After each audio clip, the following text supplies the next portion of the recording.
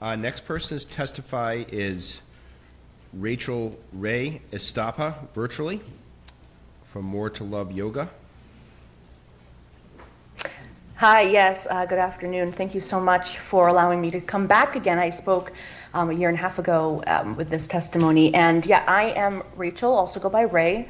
I'm born and raised in the Boston area. I'm from Lynn and now live in Somerville, and have had the privilege of helping fat people like myself and so many others, thousands of others in the Boston and Massachusetts community, feel good about the body that they have in this present moment. So myself, when I was 5 years old, I was put on my first diet, 2 pounds above what the BMI considered appropriate for someone of my age and size. And that set off a whole lifetime of feeling that my body was something to apologize for, to amend for, to change in order to have the prerequisite of dignity.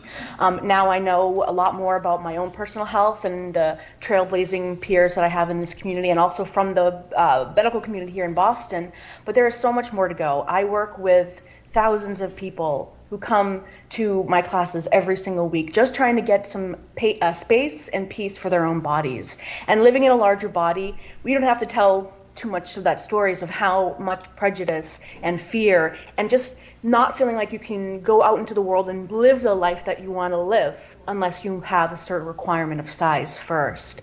So I really support that this bill would serve not only as a way for people to feel empowered, but to send the signal that bodies come in all shapes, sizes, and diverse settings for ourselves, and that we don't have to have them be a certain way in order to get dignity first. Health is a spectrum. It's unique to every person. There's no one formula for everyone, but we don't also have to assume that what someone looks like is an indication of their health, and then therefore by extension treating them differently by some assumption that we have about their capability.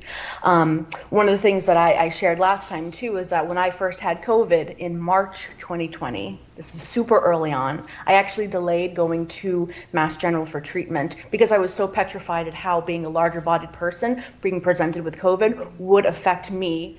I couldn't deal with that level of just fear and trauma and feeling that my body, again, in a time of crisis, was something that I had to apologize for.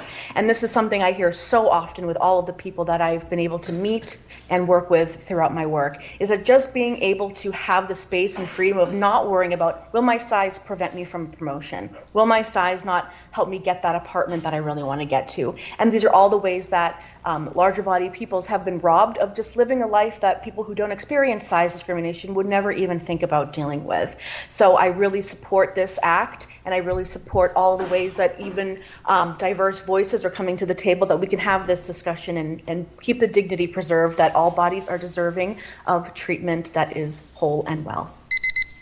Great. Thank you so much for coming before the committee. Any questions from the committee members? Okay, thank you so much. Appreciate it. We're going to take a break in individual